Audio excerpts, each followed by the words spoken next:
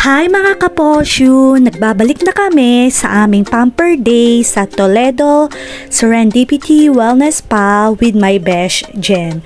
Sa part na to ay namimili na kami ng services na i-avail namin sa manager ng spa. At of course, nakita naman natin ngayon kung ano ba ang meron sa nail polish area nila. So ayan, marami silang iba't ibang klaseng nail polish. From regular mani and pedi to gel mani and pedicure. Para naman sa mga momshi natin dyan, kung gusto nyo rin kabanding ang inyong mga batang anak habang nagpapa-nail polish, meron din silang pang kiddie.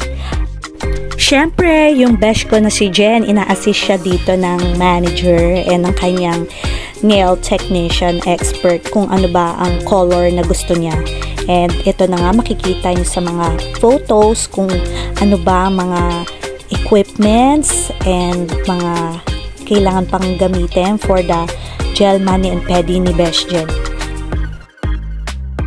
For me naman, gusto ko i-try yung luxury foot spa nila dahil sabi nila kakaiba daw ang foot spa nila, hindi daw ito yung normal lang. And ang pinaka-last is gusto namin magpa-massage, kaya yan yung massage area nila. And ang ita-try ng aking best Jen ay walang iba kundi yung aromatherapy. And that's it! Papakita na namin sa aming next video kung ano ba yung itsura namin habang ginagawa yung mga services. So try to visit Toledo Serendipity Wellness Spa! Let's go!